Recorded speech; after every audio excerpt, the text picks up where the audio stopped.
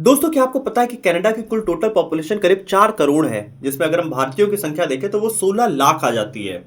और अगर पिछले 5 साल का ट्रेंड देखें तो भारत से कनाडा जाके सिटीजनशिप लेने की संख्या करीब 1,60,000 है। वहीं अगर आप इंटरनेशनल स्टूडेंट्स की प्रेजेंट संख्या देखें कनाडा के अंदर, तो उसमें भारतीयों की संख्या करीब 40% हो जाया करती है। तो इससे बहुत ही क्लियरली दिखाई कर देता है कि भारत के अलावा इंडियंस को कनाडा में रहना बहुत ज्यादा पसंद है। अब यहाँ सवाल आता है कि क्यों भारतीयों को कनाडा जाना इतना ज्यादा पसंद है। नॉर्मल इंसान के साथ साथ ही प्रोफेशनल्स भी कनाडा जाना सबसे ज्यादा पसंद करते हैं। एक्चुअली ऐसे क्या फंडामेंटल्स हैं कि पंजाबी सबसे ज्यादा पसंद करते हैं कनाडा जाना। इसके अलावा जस्टिन ट्रूडो और इंडिया और कनाडा के बीच में क्या मैटर चल रहा है, इस पे भी हम थोड़ी डिटेल में बात करेंगे। तो दोस्तों, आइए इस वीडियो को शुरू करते हैं। और अगर आप कनाडा जाने वाले हैं तो आप इस वीडियो को जरूर देख लीजिएगा।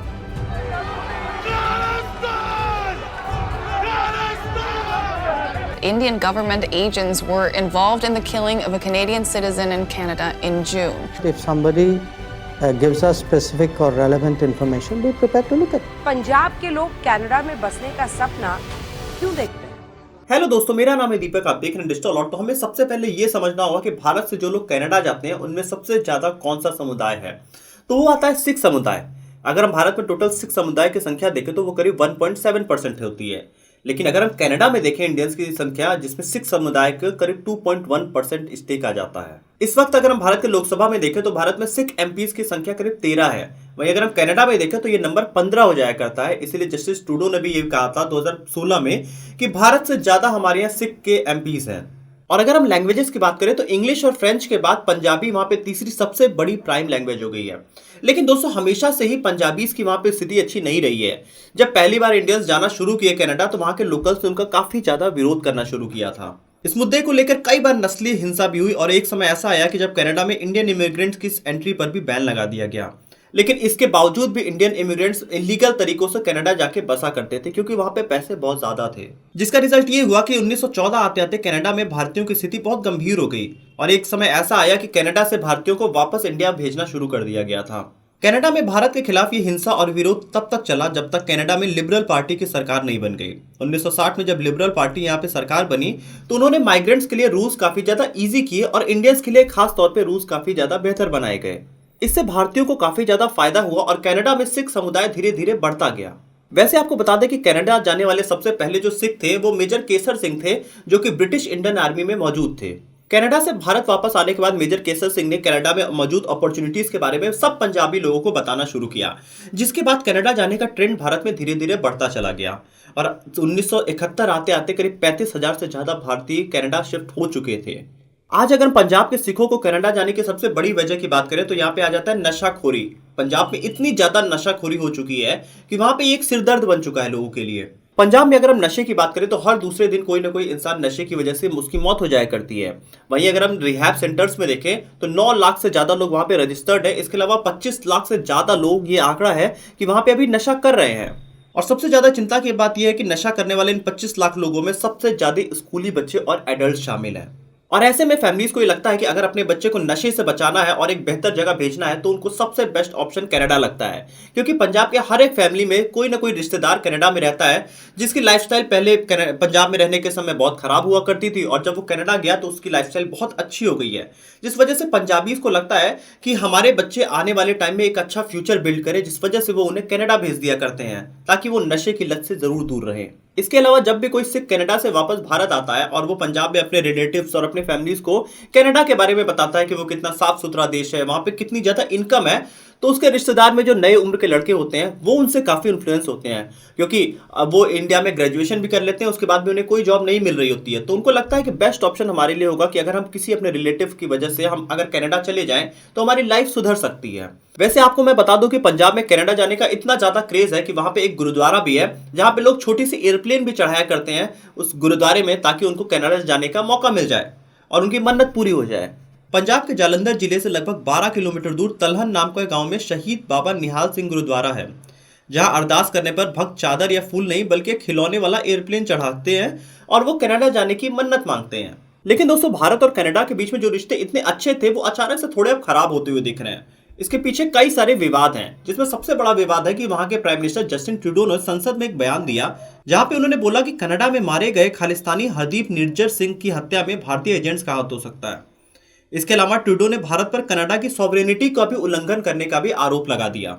Over the past number of weeks, Canadian security agencies have been actively pursuing credible allegations of a potential link between agents of the government of India and the killing of a Canadian citizen, Hardeep Singh Nijjar. अब यहाँ Canada इतने पे ही नहीं रखा, उन्होंने भारत के top diplomat Pawan Singh राय को भी भारत वापस भेज दिया।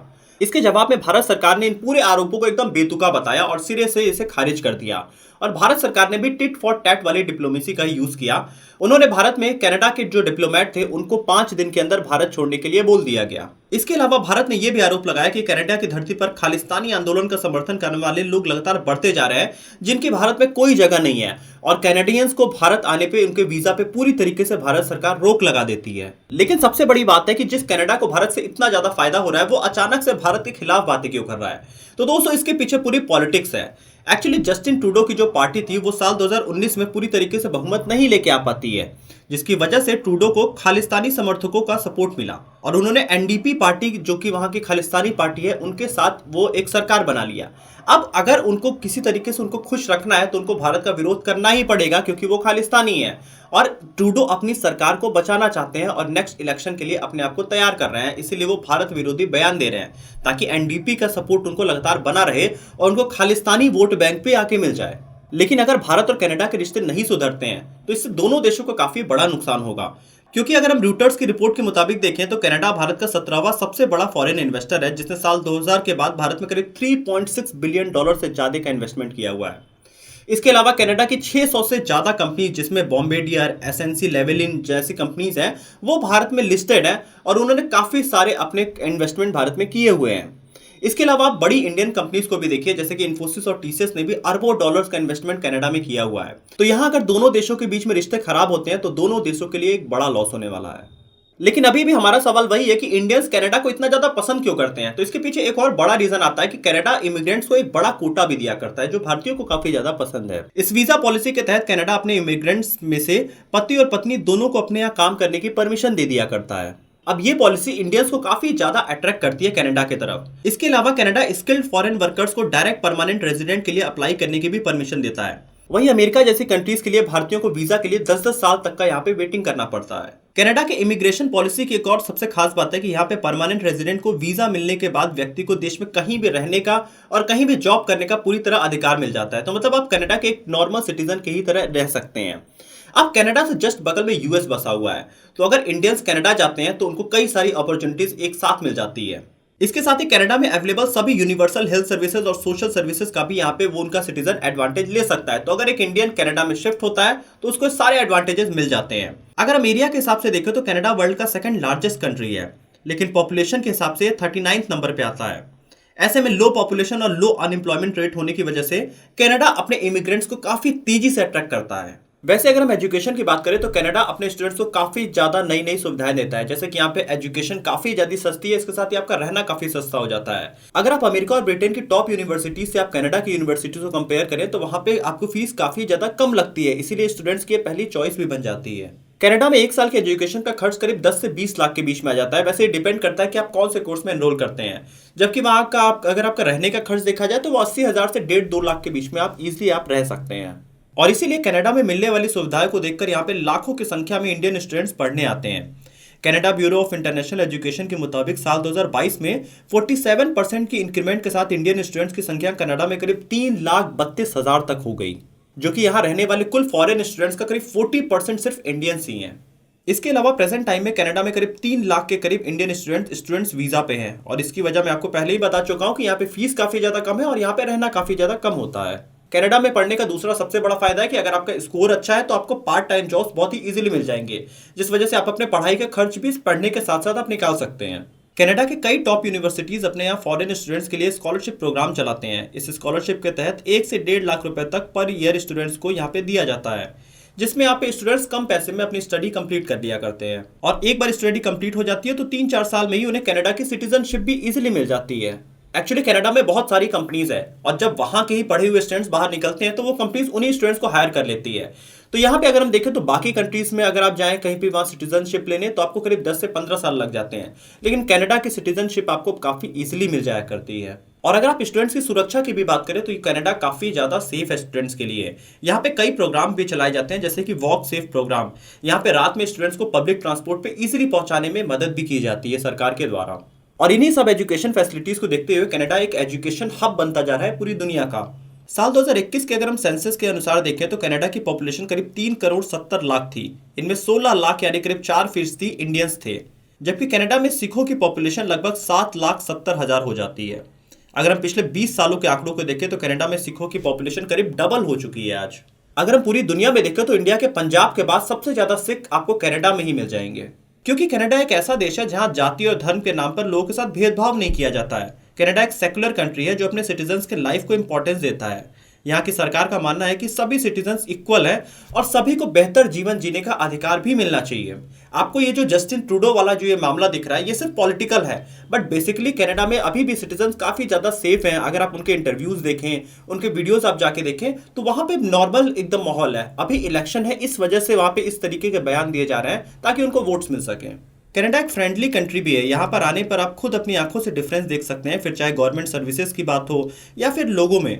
यहाँ पर राह चलते हुए आपको कोई भी इजीली हेल्प करते हुए मिल जाएगा, जो कि आप बहुत ज़्यादा आसानी से देख सकते हैं। और अगर आप इंडियन हैं, आपको कोई एक इंडियन मिल जाता है तो आपको डेफिनेटली हेल्प कर देगा यहाँ पे। इसके अलावा यहाँ पे कई एनजीओज भी हैं जो यहाँ पे आने वाले इमिग्रेंट्स को फ्री में सर्विसेज प्रोवाइड करते हैं, जैसे कि बैंक अकाउंट खुलवाना हो या स्कूल में एडमिशन करवाना हो। ये सब कुछ यहाँ पे काफ़ी आसान है।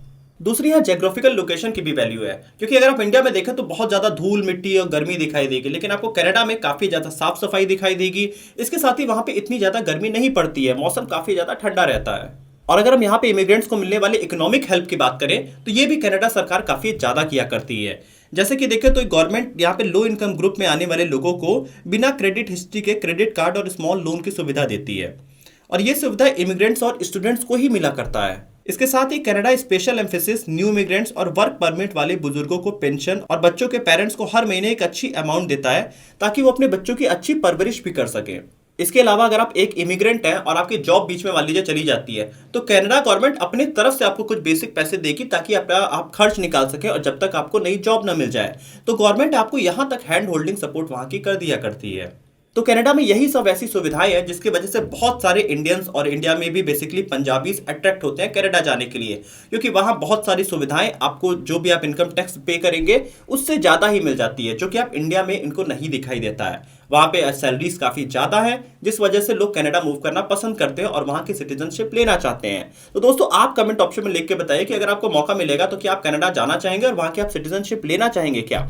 वैसे हमारा इंडिया दुनिया की सबसे अच्छी जगह है, तो हम तो यही रहते हैं, बट जो लोग जाना चाहते हैं, अपने भविष्य को बदलना चाहते हैं, वो जरूर जाते हैं। आप कमेंट ऑप्शन में लिख के अपना व्यू जरूर बताइएगा। वीडियो अच्छी लगी है तो वीडियो को लाइक करिएगा, चैनल को सब्सक्राइब करिएगा, बेल आइकन प्रेस करिएगा।